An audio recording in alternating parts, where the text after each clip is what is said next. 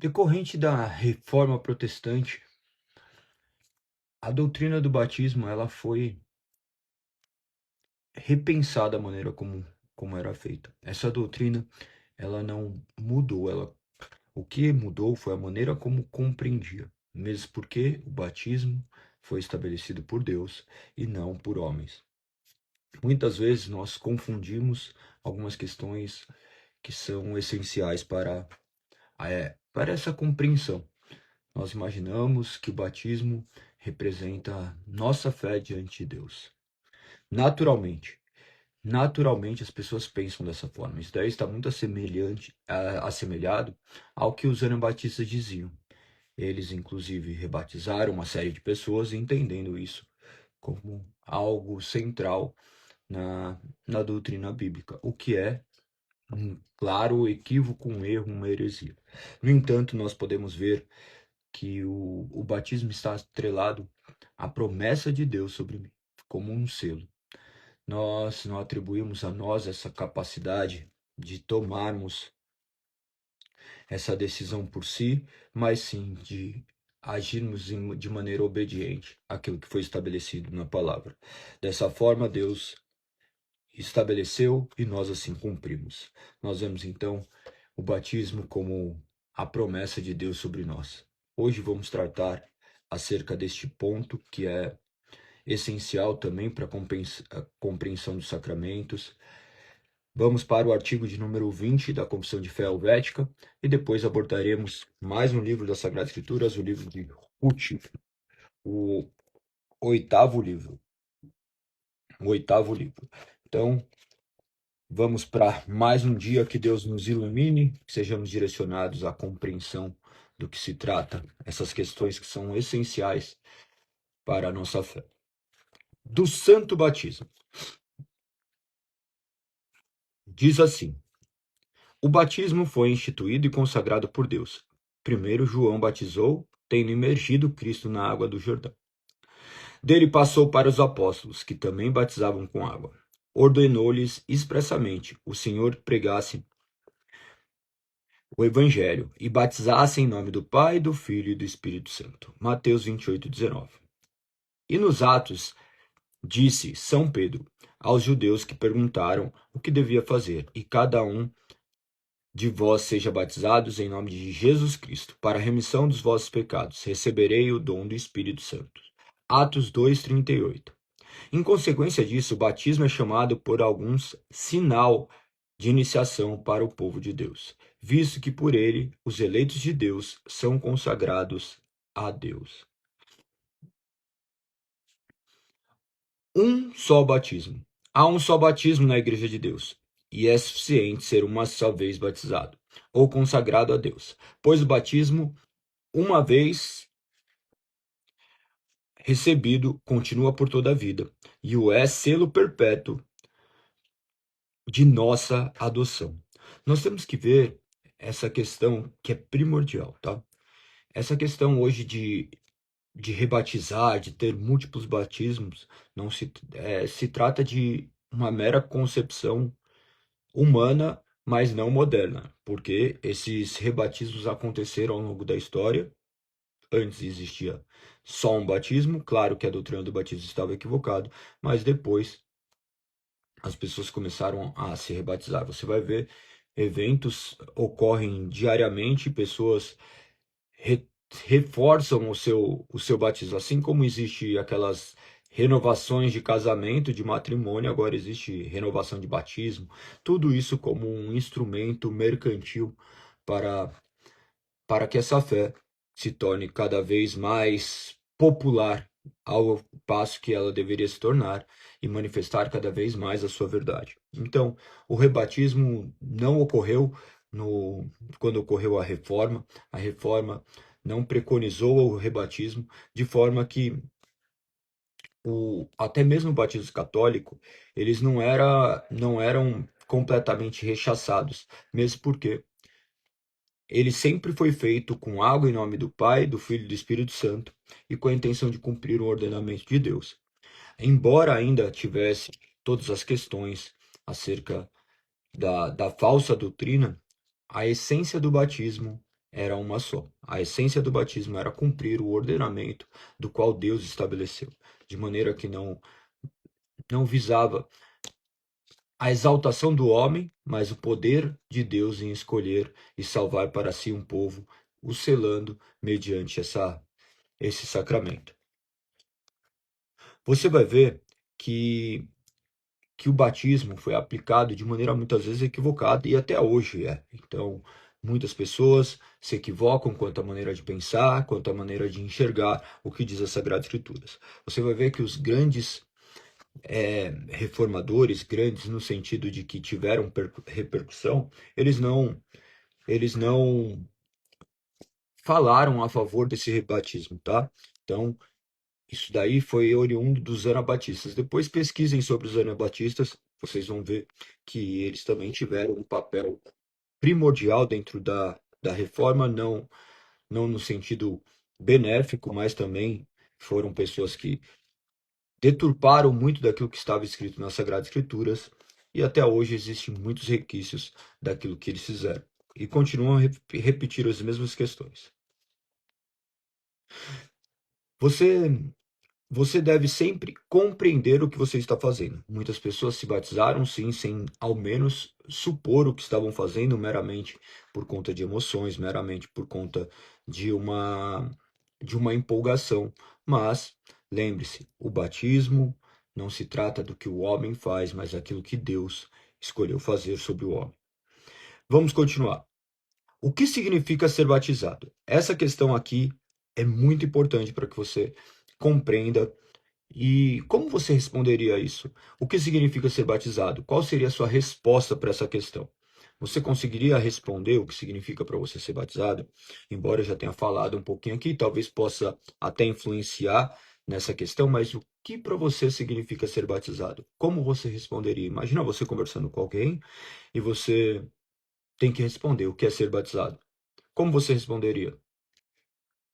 É difícil, né? É difícil formular uma questão ou até mesmo explicar com as nossas próprias palavras. Mas nós somos chamados a explicarmos com as nossas próprias palavras e não com definições prontas vindas de outras pessoas.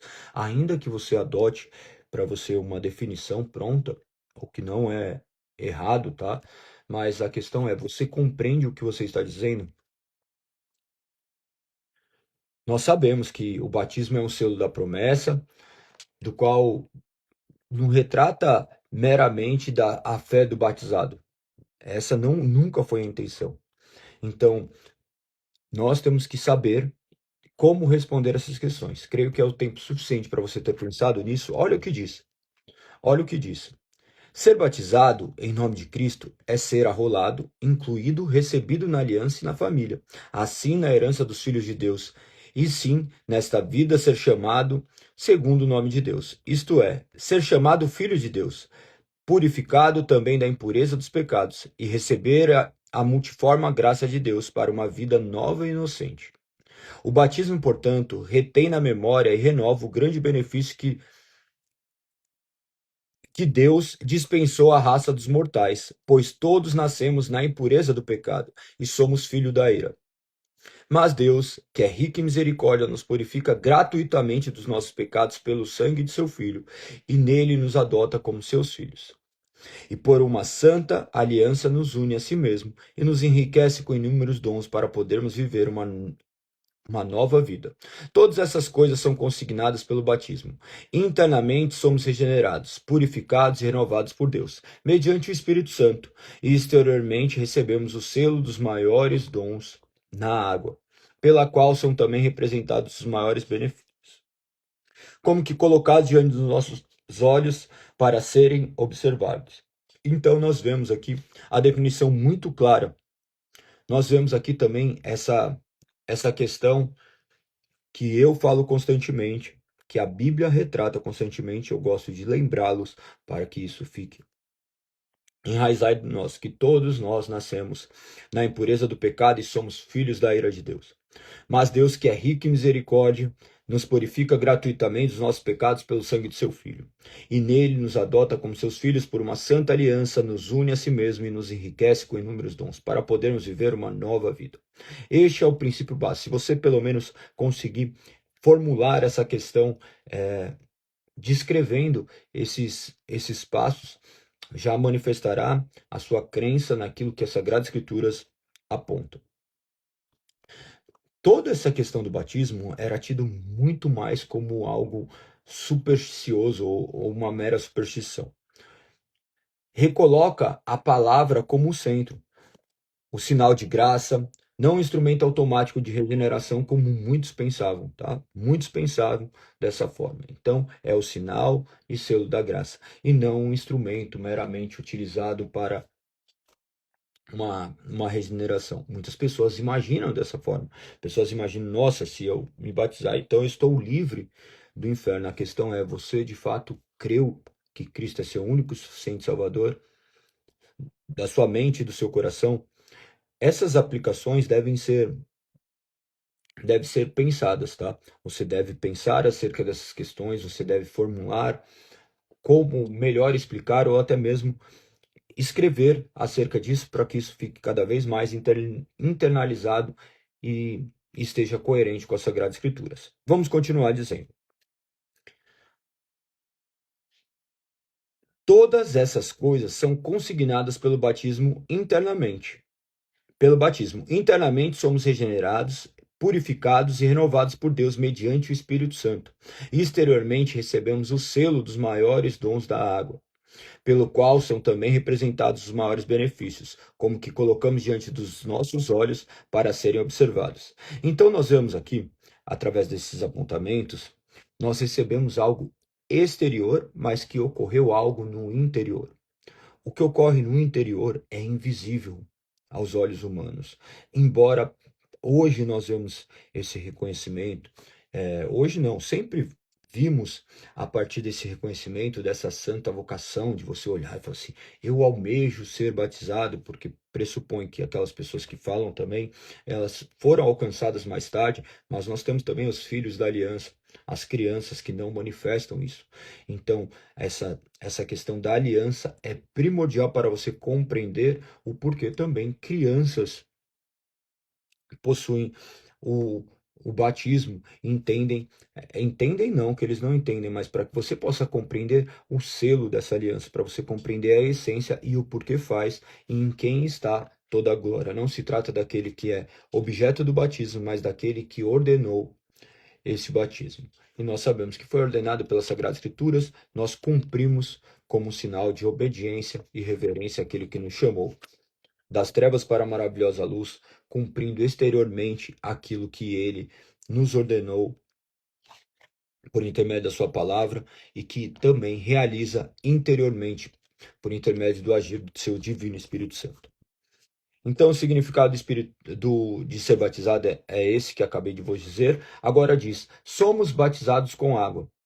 Por isso somos batizados, isto é, lavados ou aspergidos com água visível. Aqui ele traz essas definições, lavados ou aspergidos, nós falamos um pouquinho sobre isso ontem, e diz aqui: pois a água lava as impurezas, resfria e refresca os corpos quentes e cansados. E a graça de Deus realiza essas coisas para as almas, e o faz de modo invisível ou espiritual, conforme acabei de dizer.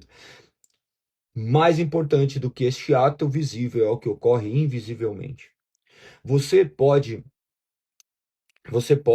mecanicamente repetir batismos e mais batismos, mas você não poderá mecanicamente fazer aquela obra que só Deus pode fazer, que é regenerar um coração. Você não poderá regenerar seu próprio coração, somente Deus o faz. Somente Deus, mediante o agir do Espírito Santo, é o que faz. O batismo não é a sua fé diante de Deus, mas sim a promessa de Deus sobre aqueles que creem. O batismo é o sinal, talvez o mais sublime e o mais belo, do qual aponta para essa redenção de Cristo Jesus, do qual aponta para a morte de Cristo Jesus na cruz do Calvário, nos redimindo e nos lavando, nos purificando de todos os pecados. Continua a dizer: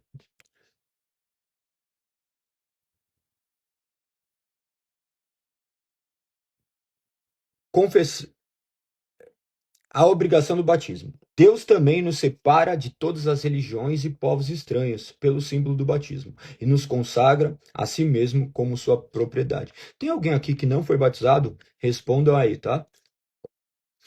Então, Deus também nos separa de todas as religiões e povos estranhos pelo símbolo do batismo e nos consagra a si mesmo como sua propriedade. Confessamos, portanto, nossa fé quando somos batizados e sujeitamos-nos a Deus pela obediência, mortificação da carne e novidade de vida. Olha que interessante, ele traz duas questões primordiais nesses dois primeiros parágrafos não, nessas duas primeiras frases. Nós vemos aqui que as religiões têm os seus rituais iniciáticos.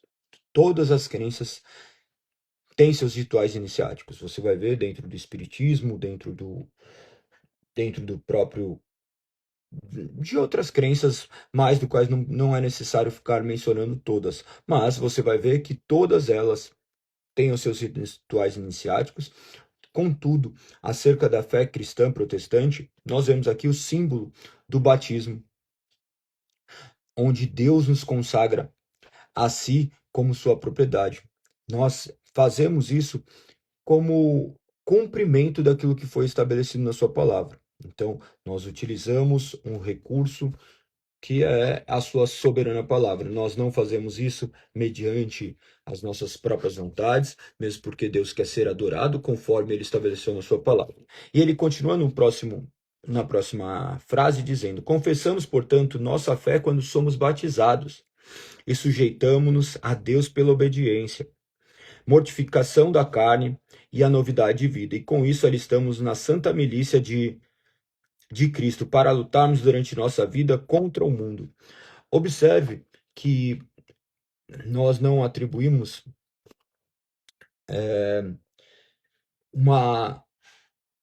uma inatividade completa do ser humano. A responsabilidade humana sempre é ressaltada, mas nós cremos que essa responsabilidade humana está intimamente também atrelada a esse poder de Deus em subjugar as nossas vontades. A responsabilidade humana está atrelada à soberania divina. Nós responderemos sim pelos nossos atos ruins, porque tudo que emana de ruim parte de nós mesmos, ao passo que Deus que opera desejarmos o que é bom e fazermos aquilo que é correto. Então nós confessamos que quando nós somos batizados, nós somos selados pelo agir do Espírito Santo de Deus. Ali é a confirmação. Ainda que existam aqueles que foram falsamente batizados, nós cremos que isso é invisível aos olhos dos homens. Homens poderão manipular todas as suas questões de agir com aparente responsabilidade, mas meramente por repetição de comportamento. Isso, quem sabe, é somente a Deus. Mas nós, de qualquer forma, ainda obedecemos. Obedecemos e cremos que Deus direciona a maneira como nós devemos viver e nós respondemos por isso. Então, essas obrigações quanto ao batismo são completamente reais, essas advertências são lícitas.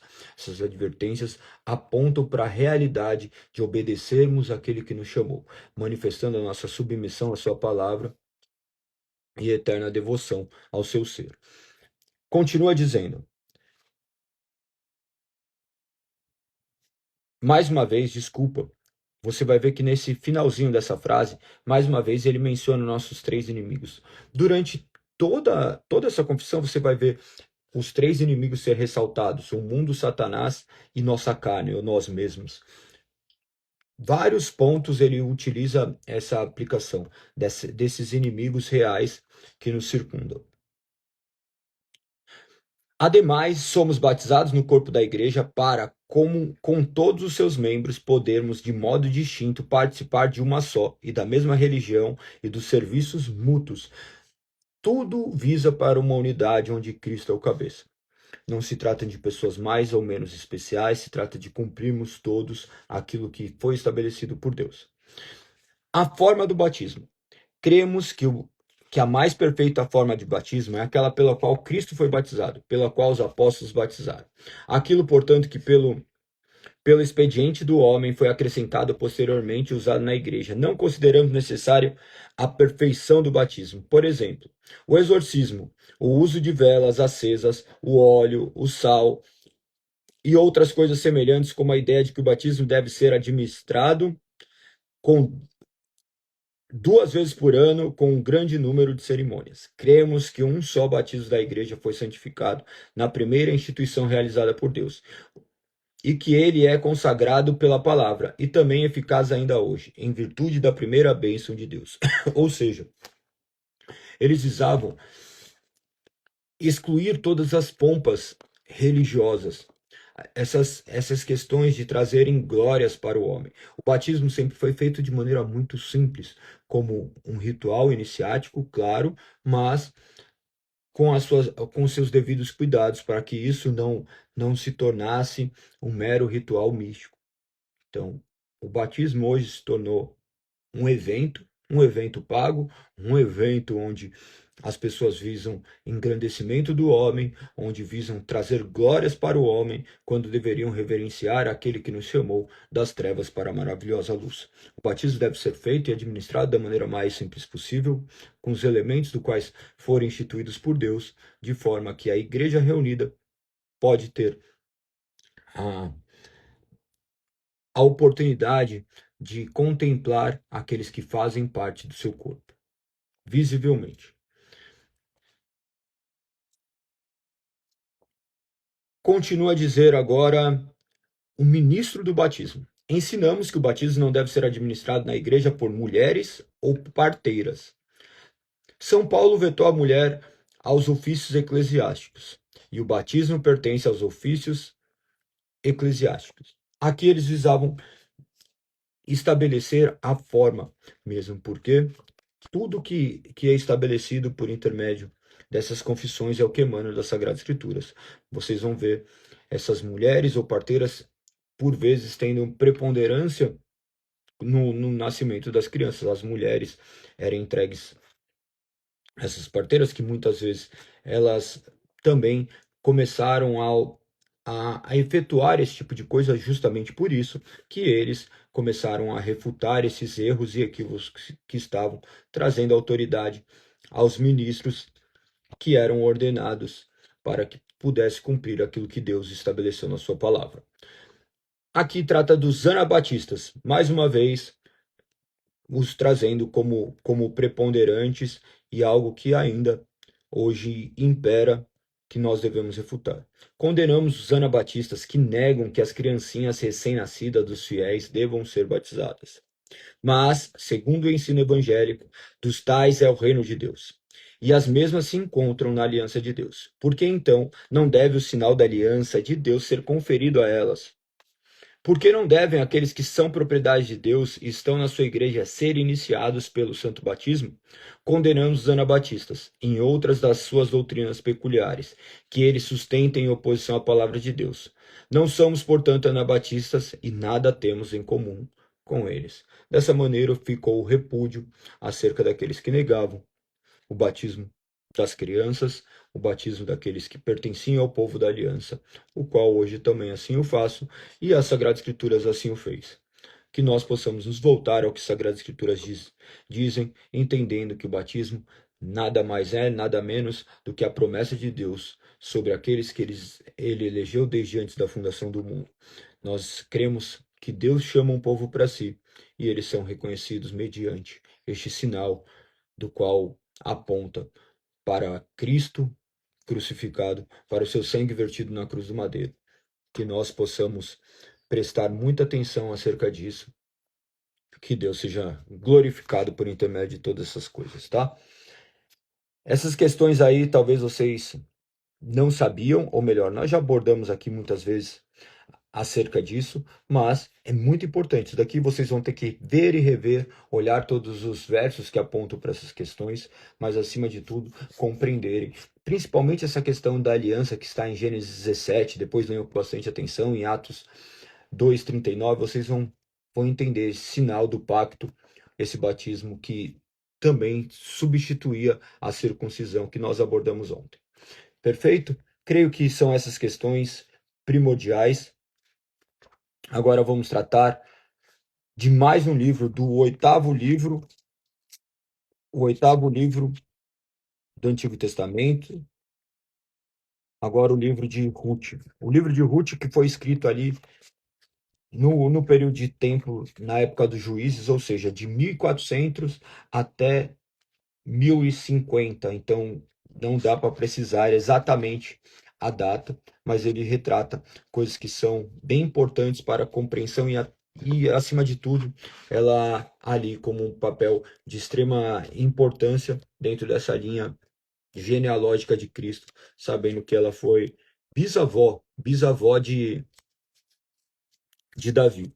Muito interessante isso. E outra questão que marca, ela era uma estrangeira. Então, isso retrata essa aliança de Deus com o homem, com pessoas de todas as raças, tribos e nações, embora elegesse um povo para si, aparentemente a partir de uma única tribo, esse período sendo estendido a pessoas de todas as raças, tribos e nações, de forma que pertencemos a um só povo e um só Deus. Não há distinção para Deus entre judeu ou gentil, de forma que isso daí já foi mostrado até mesmo no Antigo Testamento, ainda que muitos olhassem para essa questão de maneira completamente divergente. Eles não têm como refutar tudo aquilo que Deus fez. Deus escolheu salvar Raabe. Deus opera de maneira miraculosa sempre, agindo conforme a sua vontade, conforme o seu agir, conforme o seu querer, e manifesta por intermédio das suas palavras que são nítidas, ainda que nós queiramos traçar um Deus completamente exclusivista, nós poderemos ver por intermédio daquilo que ele disse, a forma como ele escolhe amar pessoas das mais diferentes etnias, de pessoas do mundo inteiro. Então prestem muita atenção quanto ao livro de Ruth, que ele tem as suas peculiaridades. Então ela retrata de maneira bem clara os primórdios da família messiânica de Davi. Você vai ver o local que é Belém, ali no território de Moabe. Os três principais personagens é Ruth, Noemi e Boaz. Ruth, a própria que dá o nome. Só tem 2 livros, tá? Com, com nome com nome feminino, né? Ruth e Esther. Outra curiosidade, 66 nós temos 2 livros ali que, que estão com os nomes femininos. Nós vamos ver aqui.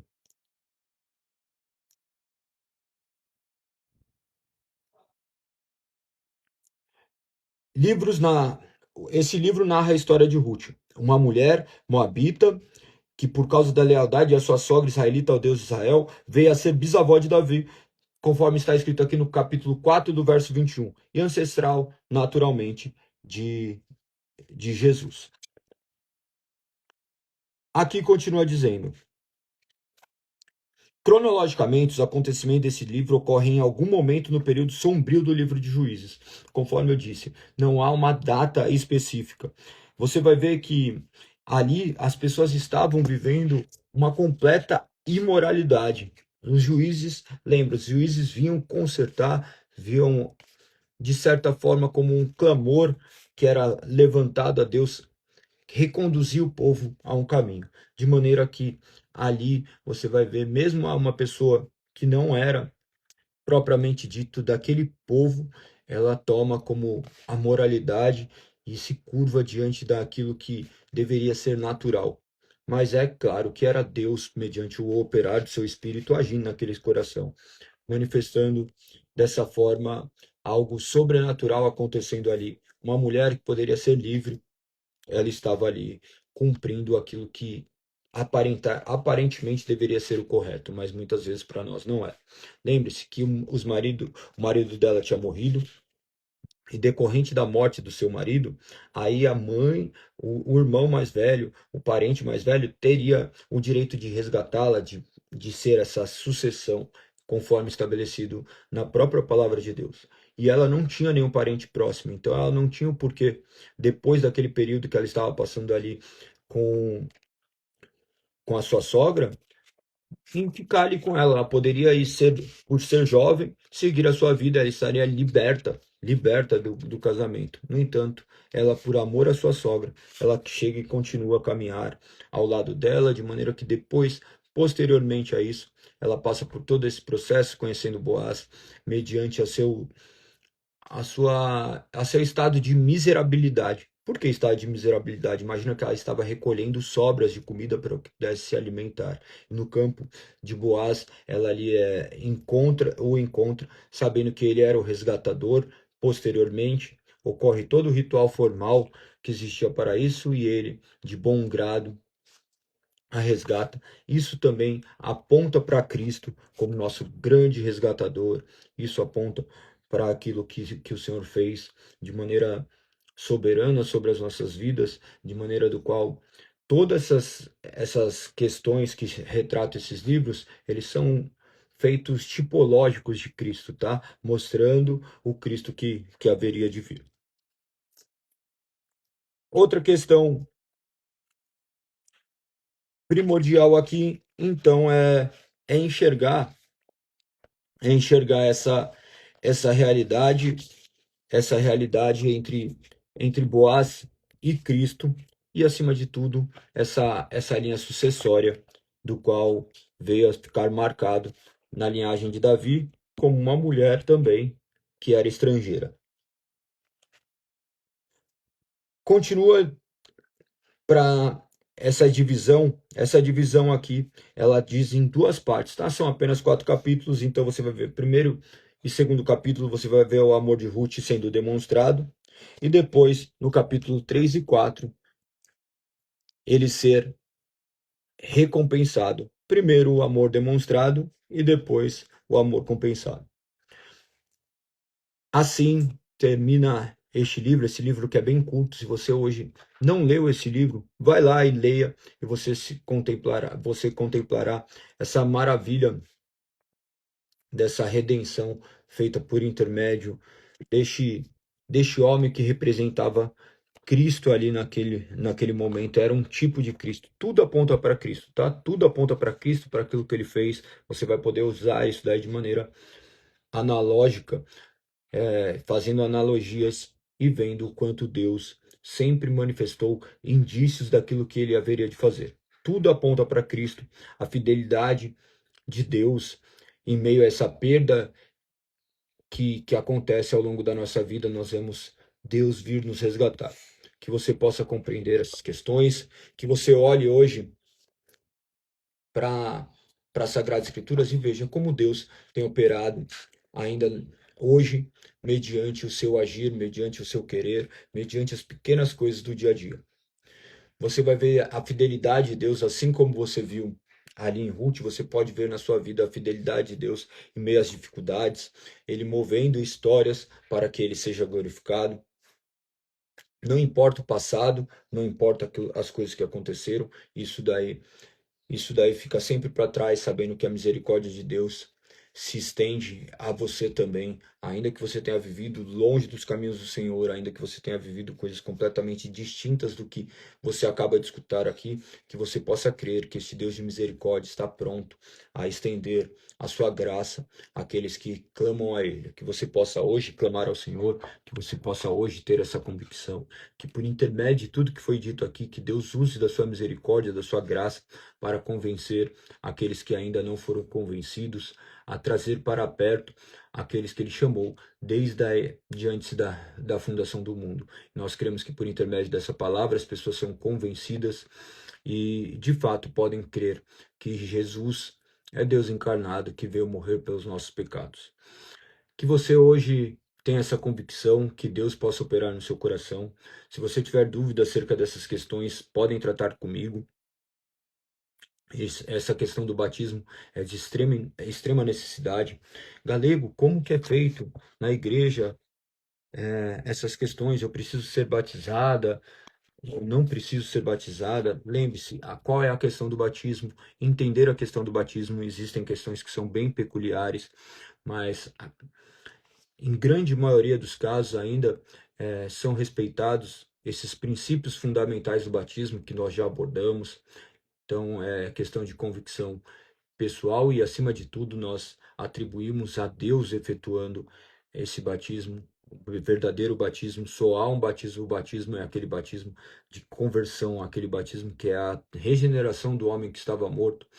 e vem a vida. Nós não conseguimos ter essa clara percepção de quando ocorre, mas nós podemos ver por intermédio dessas atitudes, da maneira como você vive, da maneira como você manifesta Cristo, se ocorreu ou não esse suposto batismo, e ele é o que aponta para a verdadeira conversão. Por vezes, batismos são forjados meramente para se esconder por conta de uma crença, e nós repudiamos tudo isso. Então, tudo isso é feito com muito cuidado dentro da igreja, que você possa buscar conhecer mais. Se você não foi batizado ainda, me procure para que eu possa te explicar, talvez de maneira um pouco mais didática, ou até mesmo com maior tempo, te mandar documentos para que você possa ler acerca disso e você possa ter essa convicção de que Deus te chamou desde antes da fundação do mundo, que Ele te escolheu, que você simplesmente reconhece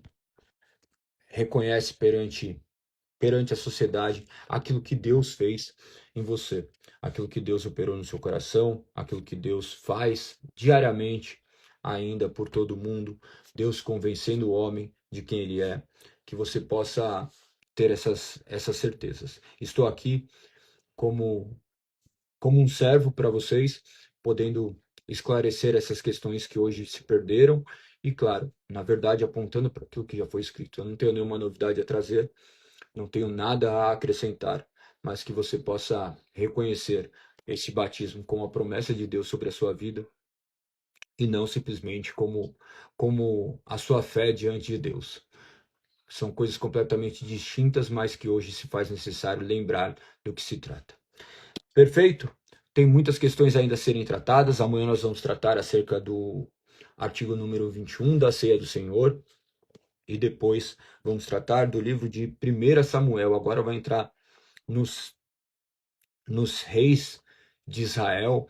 É maravilhoso também os três principais reis, Saul, Davi e seu filho Salomão. Depois vai ter a divisão das tribos. É muito interessante.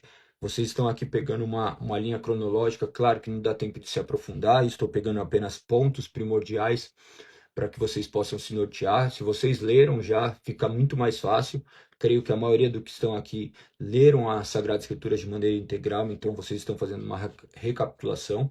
E esses termos aqui dos fundamentos da fé servem também para apontar e deixar mais nítido aquilo que está de maneira espaçada em lugares diversos dentro das Sagradas Escrituras. Perfeito? Então é isso. Amanhã nós estaremos aqui, mais um dia para honra e glória do Senhor. Se lembrem que amanhã, às 9h30, nós cultuaremos ao Senhor. Começaremos nosso café da manhã, 9h30. Convido todos vocês a estarem conosco, ali na Vila Olímpia, Avenida dos Bandeirantes, 1440, ou entrada também pela Rua Brejo Alegre, 138. 10 horas nós iniciamos, mas a gente sempre fala para vocês chegarem cedo, para que possamos estar ali em união, para que possamos de fato glorificar o nome do Senhor. E nós glorificamos a Deus por intermédio dessas reuniões, onde nós estamos ali com o único interesse de cultuar aquele que nos chamou das trevas para a maravilhosa luz. Creio que é isso. Esses assuntos, embora complexos, eles são tidos de maneira um pouco mais sucinta aqui, porque nós já abordamos muitas questões acerca disso, e avancemos. Estamos perto do fim também de mais uma confissão maravilhoso. Creio que tem sido um tempo de grande crescimento. Que Deus te abençoe, te direcione, e não se esqueça de meditar nas Sagradas Escrituras. Um beijo no coração, que o nome do Senhor seja louvado, hoje e eternamente. Fui!